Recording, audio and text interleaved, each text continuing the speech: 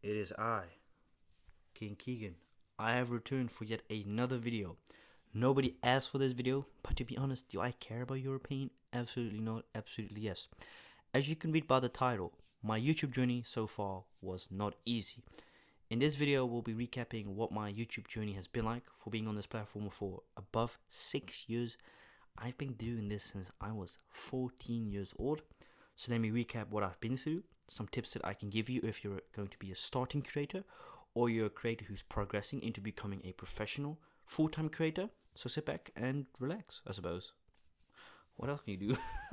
So I was 14 years old. I was my first year in high school, and I was like, damn, I really want to do something outside of school when I come back. So I couldn't work yet. I was too young to work. I had to be 15 to work in any form of shop. So I was like, damn, I can't make no money. So I thought, let's try this YouTube thing out. Now, before I had posted my first ever video in 2016, 15 or 16 October, I had made videos behind the scenes for several years, trying to see what it's like in front of a camera. I never took it serious. So, I expected a lot. So when I posted my first YouTube video, oh my god, I'm gonna be famous. I'm gonna make a lot of money, a lot of views. I'm gonna have fans say my name.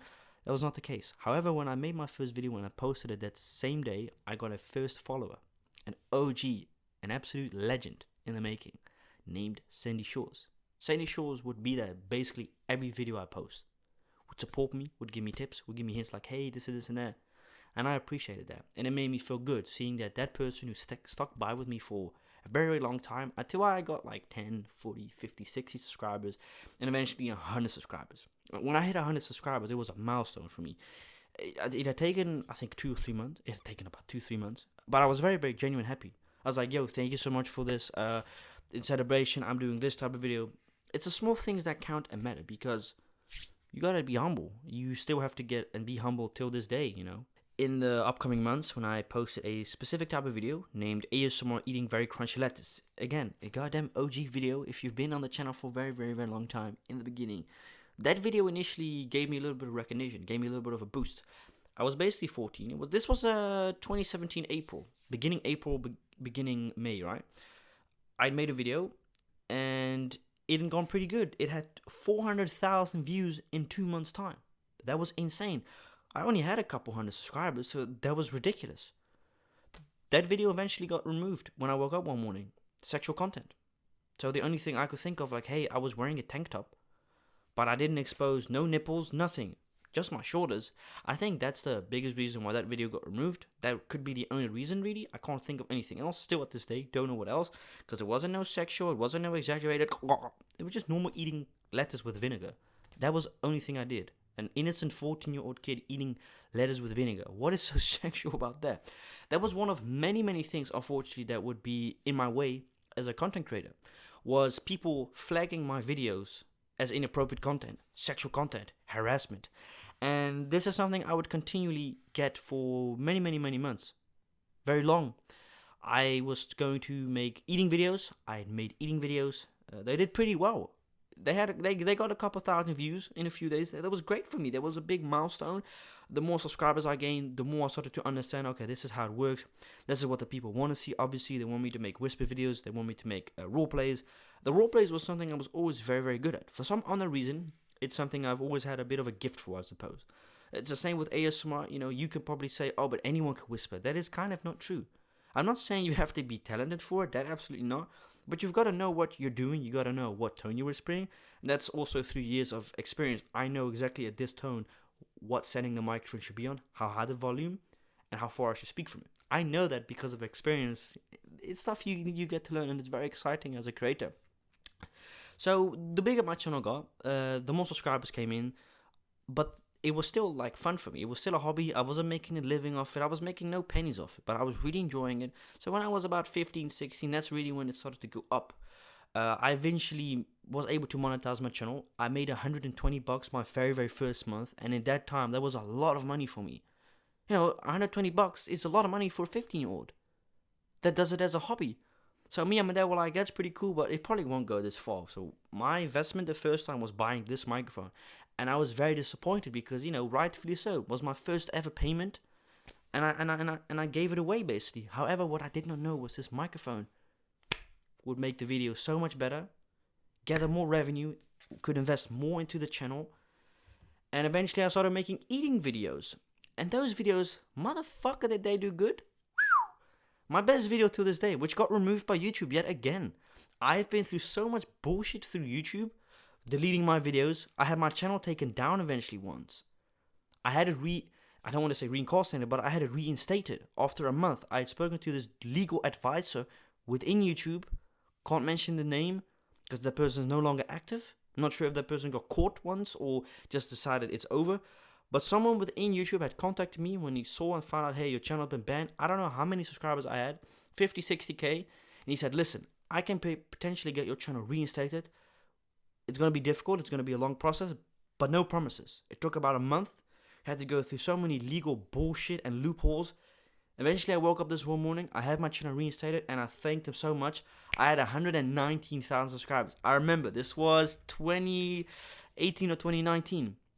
So, that was a big shock. And then afterwards, people kept on flagging, reporting my videos. So then eventually, I thought, hey, I can't make eating videos anymore. It wasn't the regular videos that got targeted. It was specifically the eating videos. And first, when I made a KFC versus McDonald's video, I thought, oh shit, copyright. Because two brands against each other. Two separate brands. Two big corporates. Then later, I found out the more I made them, people reported them. I got messages from YouTube saying, your video has been flagged as inappropriate by blah, blah, blah, blah. I'm like, fuck, it's a goddamn regular eating video. Now, I can do eating videos left and right. I don't make them that much anymore, or as much as I used to, because I like to divide the content. I don't want to make too much of the same. Also, I work out, so, I don't want to gain too much weight.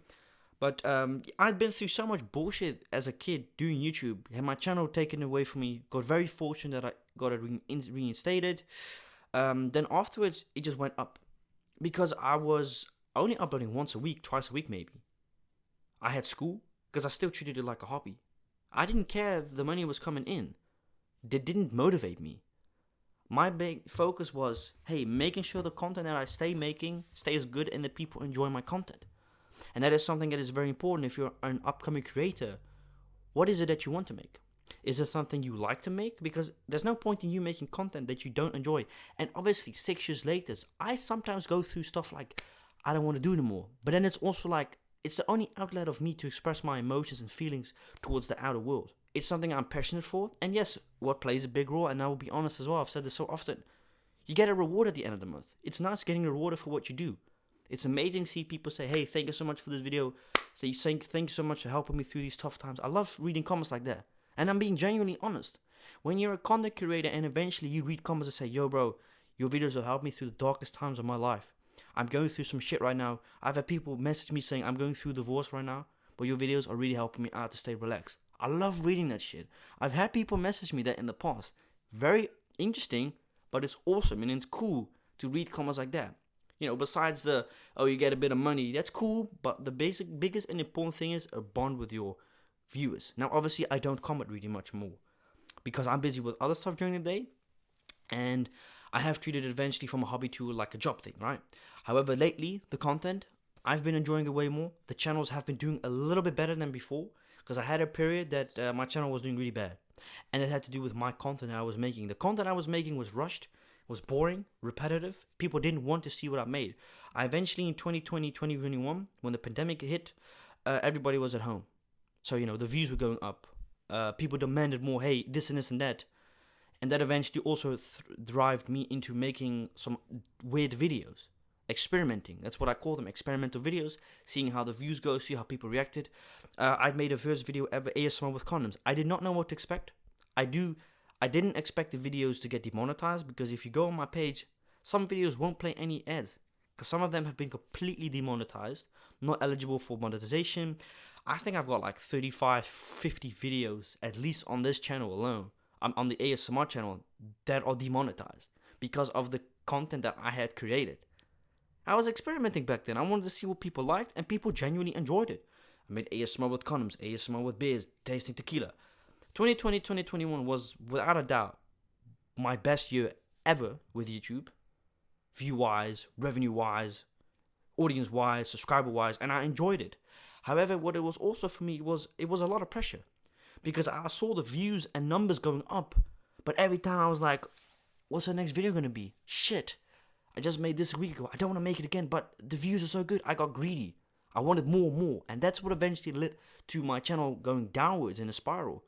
I wanted more, but I put less effort into it. So I got less back from it. And this is now the thing with my videos. I take patience with my videos. It takes anywhere from 30 to 50 minutes to make a video. Sorry for that. And it takes about, depending on how long the video is, it takes about an hour to edit a video. Because I genuinely want the video to not just sound good, I want it to be an interesting thing. And that's the thing with me going up now. I can speak about knives, I can speak about this and that, I can speak about cars. I couldn't do that 5-6 years ago. Because people would not liked it. And I would have never thought about it as well. When I was 15, 16, I didn't think of, oh, let me go smoke, let me go drink. I couldn't legally smoke in a video. If I would have made a vape video or a cigarette video when I was 15, 16, I would have the authorities at my house and confiscate me from my parents' property or give them a massive fine.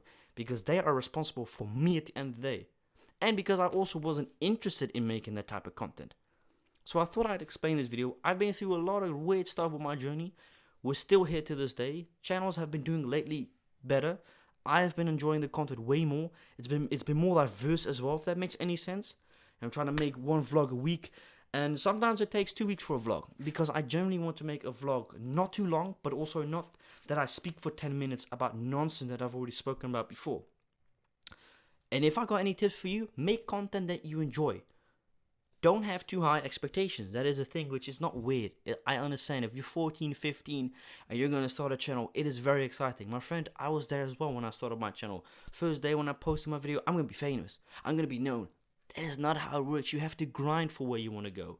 You don't become an internet star sensation overnight.